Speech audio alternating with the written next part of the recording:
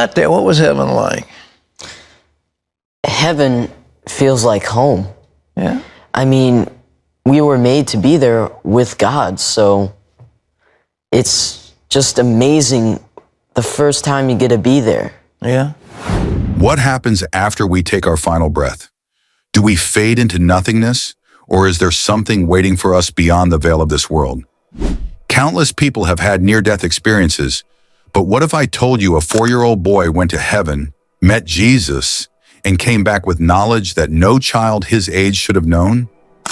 Colton Burpo wasn't some monk on a mountain or a theologian debating the mysteries of the afterlife. He was just a small-town kid, running around in cowboy boots, playing with toy swords, and enjoying life. But one day something happened. His body failed. His heart stopped. His parents thought they had lost him, but he came back. And when he did, he started speaking about things so incredible, so unimaginable, that even his own father, a pastor, struggled to believe him at first. Now, before we dive into this astonishing story, let me ask you something. What do you believe happens after death?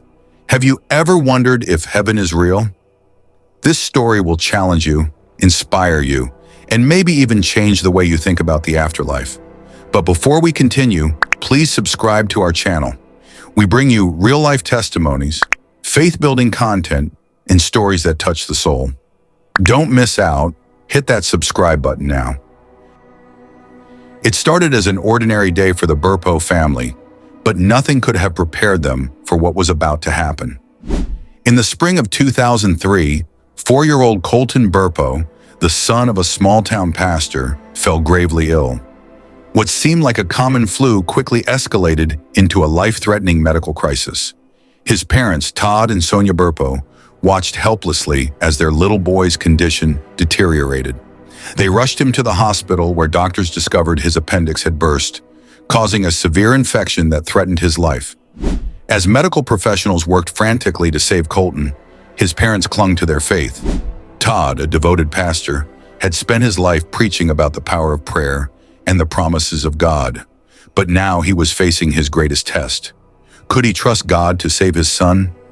Sonia, a mother filled with love and worry, found herself in the hospital chapel, begging the Lord to spare her child. Doctors soon delivered devastating news. The infection had spread dangerously, and Colton had little chance of survival. In that moment of despair, Todd whispered a prayer, surrendering his son to God's will. God, he's yours. Please take care of him. But something extraordinary was happening beyond what the doctors could see. While Colton's body lay unconscious on the operating table, his spirit was experiencing something otherworldly, something that would shake the faith of skeptics and strengthen the belief of many. When Colton awoke, he had an unbelievable story to tell. At first, his parents thought the effects of anesthesia were making him say strange things, but as the days passed, his account became more detailed and astonishing. "Dad, do you know that I died?" Colton said with childlike innocence. His father, taken aback, struggled to comprehend what his son was saying. Colton then described how, during surgery, he had left his body and watched the doctors work on him. He even saw his parents in separate rooms, his father praying and his mother on the phone, crying. There was no possible way Colton could have known those details. His body had been unconscious, but his spirit had been very much aware. Then came the most astonishing part of his experience, his visit to heaven. Colton spoke of being carried by angels into a place of indescribable beauty. He described vibrant colors, fields of lush grass, and a light so bright yet not blinding. He met Jesus, whom he described as having a smile that lit up the place and wearing a white robe with a purple sash. "Jesus really loves children, Dad," Colton said. He also met relatives he had never known in his earthly life. He saw his great-grandfather, Pop, who had passed away decades before. When his father showed him a picture of Pop as an old man, Colton shook his head. "No, that's not him. He doesn't look old in heaven. He looks young." Then his father found a picture of Pop in his youth, and Colton instantly recognized him. Perhaps the most astonishing revelation came when Colton spoke of his sister. One day, Colton casually mentioned to his parents, "I have a sister." Todd and Sonia were confused. Yes, you do. Your sister's name is Cassie. But Colton shook his head. No, I have another sister. She died before she was born. She came up to me in heaven and wouldn't stop hugging me.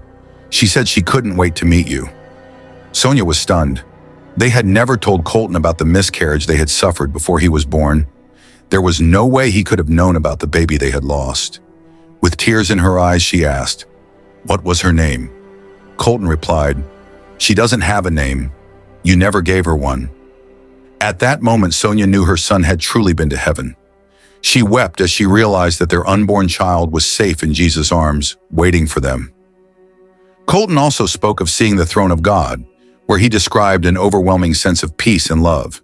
He saw angels worshiping continuously in a magnificent city with streets of gold. But his experience wasn't just about beauty and comfort. He also saw visions of the future, scenes of an epic battle between good and evil. Jesus showed him that one day he would return, leading a great army into battle against Satan. "Dad, Jesus has a really big horse," Colton said excitedly, "and he's going to win." Todd, who had spent years studying the Bible, was amazed.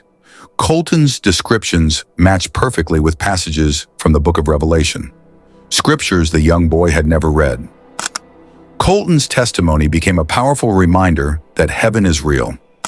His father wrote a book about the experience titled "Heaven is for Real," which became a bestseller and was later turned into a movie. The story has moved countless people, strengthening their faith and offering comfort to those who have lost loved ones.